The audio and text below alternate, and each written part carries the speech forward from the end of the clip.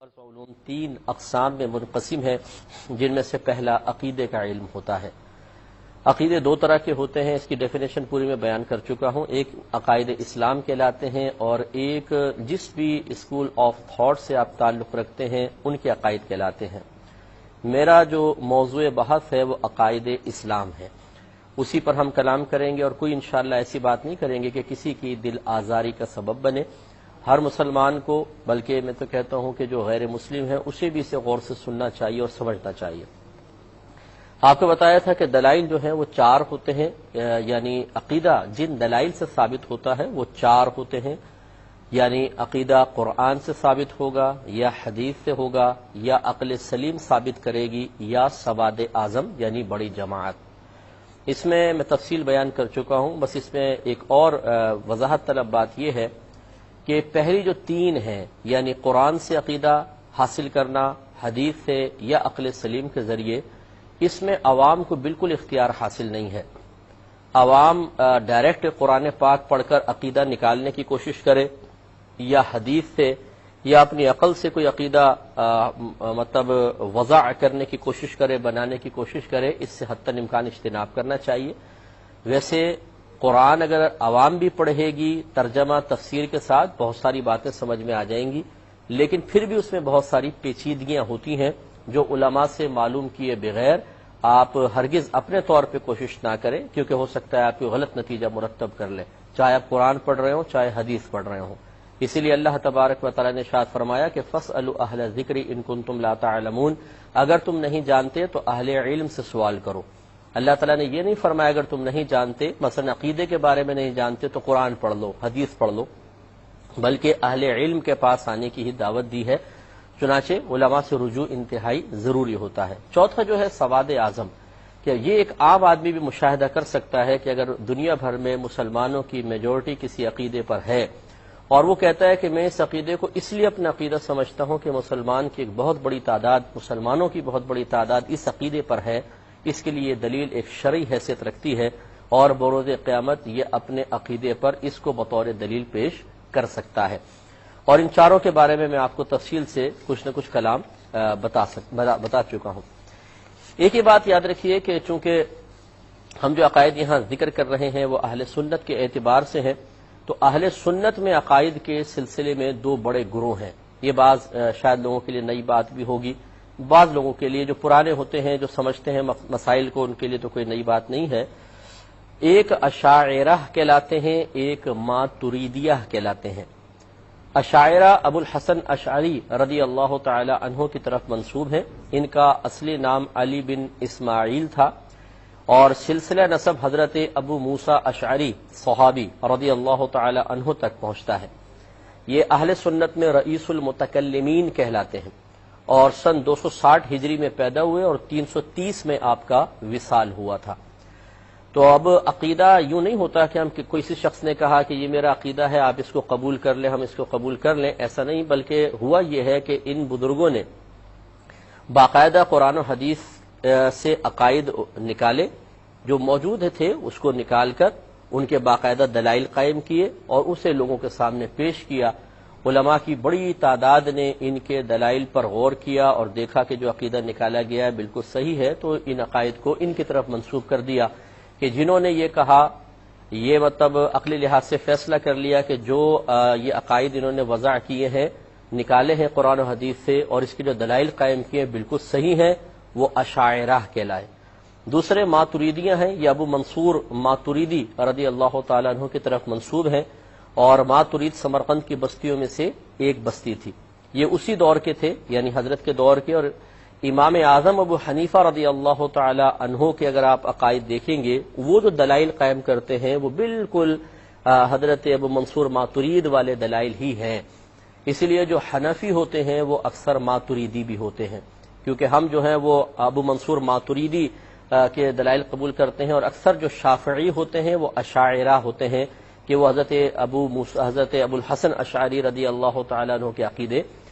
قبول کر رہے ہوتے ہیں۔ عقیدے قبول کرنے کا مطلب یعنی ان کے دلائل کی روشنی میں جو عقیدے ثابت ہیں وہ کہتے ہیں ہاں یہ دلائل ہمیں سمجھ میں آتے ہیں، یہ ہونے چاہیے۔ یہ میں ضرور وضاحت کر دوں کہ ان دونوں بزرگوں میں صرف لفظی اعتبار سے عقائد کے بیان میں تھوڑا سا آپ کو فرق نظر آئے گا، باقی عقیدے بالکل ایک جیسے ہیں، کیونکہ اسلامی عقائد کے اندر یہ تو ہو ہی نہیں سکتا کہ ایک کسی عقیدے کو کہے صحیح تو دوسرا کہے غلط اور ہم کہیں دونوں حق پر ہیں، کیونکہ ان دونوں کا متفق ہونا ضروری ہے۔ فقہی اختلاف ضرور ہو سکتا ہے کہ ایک بالکل یس کہے ایک بالکل نو کہے، ہو سکتا ہے، لیکن عقیدے کے اندر اگر ایک یس کہتا ہے ایک نو کہتا ہے تو ضرور ایک پھر مسلمان ہوگا ایک نہیں ہوگا۔ تو ان دونوں کے اندر جو اختلافات ہیں وہ اس قسم کے نہیں ہیں کہ ایک دوسرے کو بالکل غلط کہہ رہا ہو، بلکہ عقائد کی ڈیفینیشن کے اندر اس کی تفصیل کے بیان میں تھوڑا سا الفاظ کے لحاظ سے فرق ہو جاتا ہے، باقی تقریباً عقیدے ایک جیسے ہی ہیں۔ تو آپ کی خدمت میں عرض کر رہے تھے کہ پھر مسلمانوں میں دو بڑے گروپ ہیں، ایک اشاعرہ کہلاتے ہیں، ایک ماتوریدیہ کہلاتے ہیں۔ یہ عقائد کے اعتبار سے دو بڑے گروہ ہیں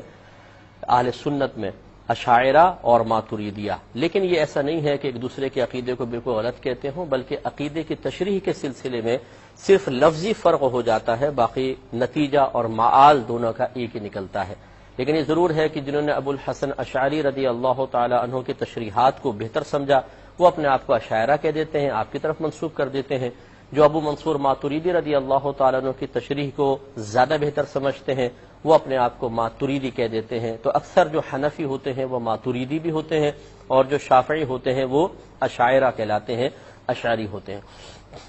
یہ یاد رکھیں کہ عقیدے میں کسی کی تقلید جائز نہیں ہے۔ یہ نہیں ہو سکتا کہ آپ یوں کہیں کہ جی چونکہ میرے ماں باپ کا یہ عقیدہ تھا اس لیے میرا یہ عقیدہ ہے۔ میں آپ کو پہلے بتا چکا ہوں کہ عقائد کے دلائل چار ہیں، قرآن، حدیث، عقل سلیم اور سواد اعظم یعنی بڑی جماعت۔ ان چار میں سے کسی ایک دلیل سے ہی آپ اپنے عقیدے کو درست ثابت کر سکتے ہیں۔ لہذا اگر آپ کے مثال کے طور پہ آپ کے گھر میں کوئی عقیدہ ہے اور آپ کہتے ہیں کہ جی میں اس عقیدے کا حامل ہوں، اور جب کوئی دلیل طلب کرتا ہے تو آپ کہتے ہیں دلیل تو میرے پاس کچھ بھی نہیں ہے، بس یہ ہے کہ میرے ماں باپ ایسا کرتے آئے تھے، میرے باپ دادا ایسا کرتے آئے تھے، یہ کوئی شرعی دلیل نہیں ہوتی ہے۔ پہلے اس کو سمجھ لیں، پھر میں اس کی اور تشریح کرتا ہوں۔ سورہ انبیاء آیت نمبر 52 سے 54، 52، 53، 54 میں اللہ تعالیٰ نے ارشاد فرمایا کہ اذ قال لأبیہ وقومہ، اے حبیب کریم صلی اللہ علیہ وسلم یاد کیجئے جب ابراہیم علیہ السلام نے اپنے والد جو حقیقتاً چچا تھے اور اپنی قوم سے کہا کہ ما هذه التماثیل التي انتم لها عاکفون، کہ یہ کیسے بت ہیں جن کے سامنے تم با ادب بیٹھے ہوئے ہو۔ قالوا، تو انہوں نے جواب یہ دیا کہ وجدنا آباءنا لها عابدین، ہم نے اپنے آباء و اجداد کو دیکھا کہ وہ ان کی عبادت کرنے والے ہیں۔ قال، حضرت ابراہیم علیہ السلام نے ارشاد فرمایا لقد کنتم انتم وآباؤکم فی ضلال مبین، کہ بے شک تم بھی اور تمہارے آباء و اجداد کھلی گمراہی میں تھے۔ یا یہ قولا کا فائل اللہ تبارک و تعالی ہے، تو اللہ تعالی نے ارشاد فرمایا۔ اس کی میں وضاحت کرتا ہوں ایک مختصر سے بریک کے بعد۔ بسم اللہ الرحمن الرحیم۔ تو آپ کی خدمت میں عرض کر رہے تھے کہ عقائد میں کسی کی تقلید جائز نہیں، کیونکہ ابراہیم علیہ السلام نے، اللہ تعالی نے قرآن عظیم میں آپ کا یہ واقعہ جو ذکر فرمایا اس میں واضح طور پر جب ان غلط عقائد رکھنے والوں سے دلیل طلب کی کہ تمہارے اس عقیدے پر درست کی دلیل کیا ہے، تو انہوں نے صرف اتنا کہا کہ جی ہم نے اپنے آباء و اجداد کو اسی پر پایا۔ تو آپ نے ثابت فرمایا کہ یہ غلط ہے، وہ بھی دلال مبین میں تھے اور کھلی گمراہی میں، تو تم بھی کھلی گمراہی میں ہوگے۔ اب یہاں دو باتیں ہیں، ایک بات یہ ہے کہ ایک بچہ ایک مسلمان گھرانے میں پیدا ہوتا ہے اور ابھی اس نے کچھ عقائد وغیرہ نہیں سیکھے اور وہ کچھ عقیدوں کا حامل ہے، اور آپ نے پوچھا کہ یہ عقیدے تم نے کہاں سے اختیار کی، اس نے کہا کہ مجھے میرے والدین نے یہی سکھایا ہے، تو یہ نہیں کہیں گے کہ جی یہ کھلی گمراہی کے اندر ہے، کیونکہ اگر اس کے ماں باپ نے ان عقائد کو صحیح طریقے سے سیکھا ہوا ہے اور درست عقیدے ہیں تو یقینی سی بات ہے کہ اولاد انہی عقائد کو اختیار کرے گی۔ لیکن یہ اچھی طریقے سے سمجھ لیجئے، یہی بات سمجھانے والی ہے اور بہت ہی پوائنٹ کی بات ہے کہ ہم ایک گھر میں پیدا ہوتے ہیں، اس میں کچھ رسومات دیکھتے ہیں، کچھ عادات و اطوار ہوتی ہیں، کچھ نظریات، کچھ خیالات، کچھ عقائد ہوتے ہیں، اور ہر شخص اپنے گھر والوں کا کچھ اثر قبول کرتا ہے، اپنے والدین وغیرہ کے اثرات قبول کیے جاتے ہیں اور وہ ان تمام چیزوں کو اڈاپٹ کر لیتے ہیں۔ لیکن اب شریعت ہمیں اس بات کا مکلف بنا رہی ہے کہ جب آپ بالغ ہو جاتے ہیں تو صرف یہ تقلید اب جائز نہیں ہوگی، اب آپ پر علم کا سیکھنا فرض ہو جائے گا، اور اپنے عقائد جو آپ سالہ سال سے گھر میں دیکھ رہے ہیں لیکن ان کی دلیل بھی آپ کو طلب کرنا ضروری ہوگا۔ اس پر انشاءاللہ مزید کلام کریں۔ تو بس آخری یہ عقیدے سے متعلق یہی بات کہ دیکھیں جب تک آپ بالغ نہیں ہوتے ہیں، جو گھر میں ہے آپ نے اختیار کیا ہوا تھا، لیکن بعد بلوغت اب آپ کا امتحان کا آغاز ہے۔ فَاسْأَلُوا أَهْلَ الذِّكْرِ إِن كُنتُمْ لَا تَعْلَمُونَ، اگر تم نہیں جانتے تو اہل علم سے سوال کرو۔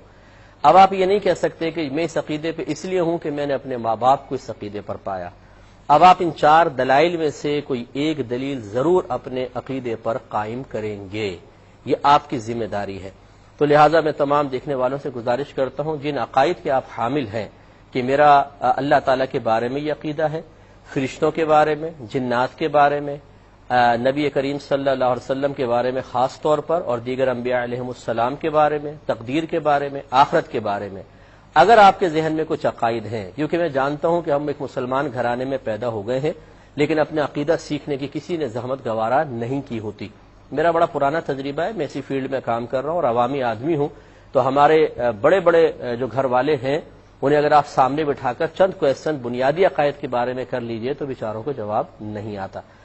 تو معذرت کے ساتھ ناراض بھی مت ہوئیے گا، لیکن ایک حقیقت ہے، ایک مسلمان گھرانے میں پیدا ہو جانے سے آدمی مکمل طور پہ دلائل عقائد کو دلائل کے ساتھ نہیں سیکھ لیا کرتا، اس کے لیے کوشش کرنی ہی پڑے گی. تو بس ہمارے نزدیک تو پھر یہی عقیدہ ہوتا ہے کہ جی ہم نے اپنے آباء و اجداد کو اس پر پایا، یہ صحیح نہیں ہے. بالغ ہو جانے کے بعد اب آپ کو از خود یہ کم از کم کرنا پڑے گا تاکہ آنے والی نسلوں کے لیے پھر آپ ہر عقیدے کو بما دلیل اس کے سامنے رکھ سکیں. اور میں گزارش کروں گا کہ آپ سب کو یہ ہمت کرنی چاہیے. تو اس کے لیے آپ تمام جو آپ کے ذہن میں عقائد موجود ہیں وہ رکھیں، اگر نہیں موجود ہے تو اس کا مطلب آپ کو تو سیکھنے ضرور پڑیں گے.